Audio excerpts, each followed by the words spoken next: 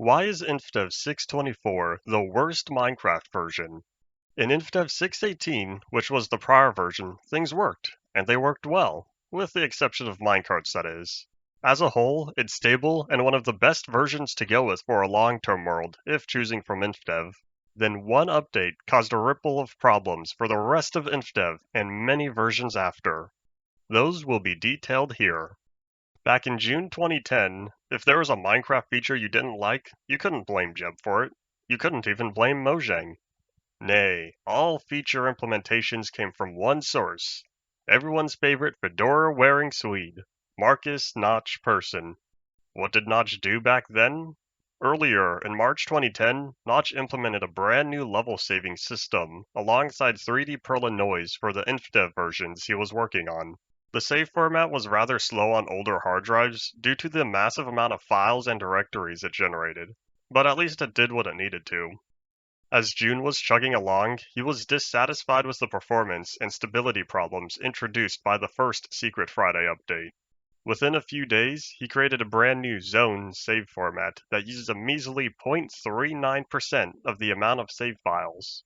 And on top of that, saving and loading was much faster. What's not to like about these world zones? Each zone was a massive, uncompressed file that, due to notch code, had a chance of not saving chunks correctly. It does not require playing in the world for very long for the world size to balloon to a few hundred megabytes, which is far greater than the several megabytes of the regular Infdev save format. But not only was the zone system implemented in Infdev 624, but the older Infdev save format was still partially used underneath. The old chunks were maintained so that pre-existing worlds could get copied over into the new system. Were there any features introduced in Infdev 624 that were good additions? Notch did do some things right. He made minecarts more useful by making them rideable and gave a proper texture to the item. Placed minecarts could also receive damage and therefore are no longer permanent additions in a world.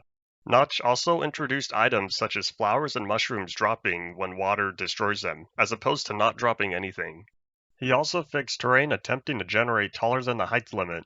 Now, mountains will curve off slightly below the top of the world. Unfortunately, the positives end there, apart from any unspecified performance improvements and crash fixes. We now gaze upon the humble sheep, inflicting non-lethal damage to said sheep for most of their existence until Beta 1.7 would drop cloth of, what color was it again? From the beginning of Infdev to Secret Friday 1 on June 18th, sheep dropped light gray cloth, despite the sheep itself being white. But why only one color, even though they used to drop multiple colors back in Infdev? That's another unanswered Notch question. Regardless, all cloth colors introduced in Classic were still around in the code and could be placed in the world if acquired through various means of world manipulation. The Notch pushed out the June 24th update and said bye-bye to every cloth color except for one. Can you guess which color? If you guessed light gray, because that's what sheep used to drop, you'd be wrong. Kinda? Starting in Infdev 624 and lasting until Beta 1.2, the only available color was white. However, the block ID for white wool, as it was eventually renamed, took the place of light gray cloth. Just like that, every build and every inventory instance that featured light gray cloth had been bleached. And if any other wool color was in the world, the game would crash due to missing IDs. But the deleted blocks didn't stop there. There were a couple of blocks added back in early Infdev that produced liquids, one for water and one for lava. Notch said bye-bye to those blocks as well, which would also lead to game crashes if attempting to load in Infdev 624.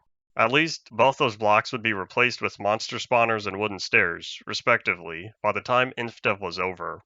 In fact, it barely took a week for both of those block IDs to be filled again. Time to mention that blocks weren't the only things deleted. Introduced in Infdev 611, clouds were rendered as the 3D semi-transparent objects we have today. But what we don't have today is an additional fluff texture applied to the cloud. The original 3D clouds had variations to the texture, giving them a detailed look compared to the completely white clouds we have now. There was a good touch to include, but why don't we have textured clouds today? Because on June 24th, 2010, 3D clouds became completely flat textured. Gone is the complementary fluff that was applied to the clouds. Simplified is what we've been stuck with since.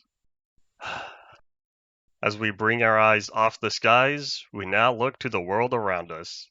The visible world may not always be what it seems. Close to spawn and world origin, nothing may seem out of the ordinary. But as the distance from origin increases, so does the inaccuracy of the world rendering. Stuff like entity spawning, particle placement, and improperly scaled textures for non-full blocks doesn't have a big effect on gameplay.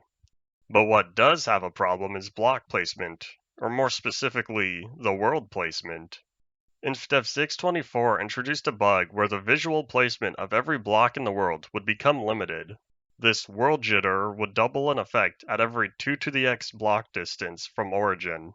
At around 8.3 million blocks, the world becomes offset by up to an entire block from the physical collision, allowing players to x-ray through blocks easily. It's a problem that's really easy to prevent, but why did Notch introduce it? 16 years later, chances are not even he knows. But the problem would persist for a very long time afterward, all through alpha near the end of beta, where the problem was corrected in the first part of the adventure update. With all that said, two minor gripes remain for Infdev 624. The first is the addition of the vignette. Does it make the game look slightly more cinematic? Sure. But under most circumstances, do players even want their view to be unnecessarily darkened? The game as a whole was dark enough in Infdev, without the addition of a brightness slider. But nothing on screen would ever be more obstructive than the lagometer when the game is running at 1 FPS. And in conclusion, my deepest apologies to anyone who happens to share a birthday with the worst version of Minecraft.